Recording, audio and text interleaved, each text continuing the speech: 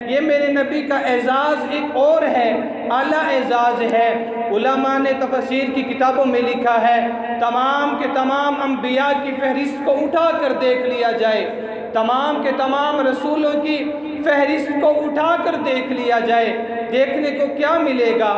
ہر انسان کہنے پر مجبور ہو جائے گا کہ اگر پہلے انبیاء تھے ان تمام کے لیے صرف نبوت تھی، میرے نبی کے لیے ختم نبوت ہے۔ ان تمام نبیوں کے لیے اللہ نے ایک دیوار کھڑی کر دی، ایک باڑ لگا دی کہ اس گاؤں کے لیے یہ نبی ہے، اس شہر کے لیے یہ نبی ہے، اس ملک کے لیے یہ نبی ہے۔ لیکن اگر آپ اپنے پیغمبر کی بات کرتے ہیں، محمد الرسول اللہ صلی اللہ علیہ وسلم کی بات کرتے ہیں، تو ان کی نبوت محدود نہیں لامحدود نظر آتی ہے۔ تمام انبیاء کو دیکھتے ہیں، ان کا معراج امتحان کی شکل میں نظر آتا ہے، لیکن میرے اور آپ کے فخر الانبیاء کا معراج امتحان کی شکل میں نہیں، انعام کی شکل میں نظر آتا ہے۔ تمام انبیاء کی فہرست کو اٹھا لیجئے، تمام انبیاء کے لیے، تمام نبیوں کے لیے، تمام رسولوں کے لیے اگر معراج دیکھنا ہے، روح زمین پر فرش پر نظر آئے گا۔ اپنے نبی کا معراج دیکھنا ہے، آسمانوں کی بلندیوں پر نظر آئے گا۔ اور تمام انبیاء کی امت کو دیکھنا ہے، ان کے لیے صرف ایک امت نظر آئے گی، لیکن اپنے نبی کی طرف دیکھیں گے تو خیر امت نظر آئے گی۔ تمام انبیاء کی طرف دیکھیں گے تو کتاب اللہ نظر آئے گی۔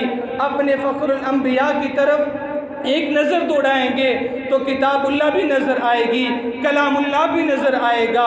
تمام نبیوں نے اپنی امت کی امامت کی ہے، اپنی امت کے امام وقت کے انبیاء ہوا کرتے تھے، لیکن آپ اپنے پیغمبر کی بات کرتے ہیں۔ آپ کے پیغمبر نے، آپ کے محمد نے، آپ کے نبی نے، آپ کے رسول نے صرف اپنی امت کی امامت نہ کی بلکہ معراج پہ گئے، تمام انبیاء کی امامت کروائی۔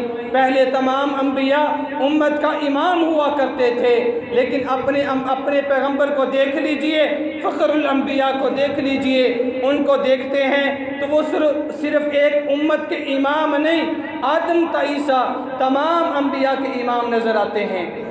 حضور نبی کریم صلی اللہ علیہ وسلم کی نبوت کوئی عام نبوت نہیں، ان کی رسالت کوئی عام رسالت نہیں، ان کی یہ امت کوئی عام امت نہیں، مگر اگر ہم کچھ سمجھ لیں کہ ہم کس محبوب کے امتی ہیں، مگر اگر ہم کوئی سبق سیکھ لیں کس پیغمبر کی امت میں ہیں، اگر آپ دیکھ لیں آپ کے لیے حضور نے کتنی بشارتیں دی ہیں۔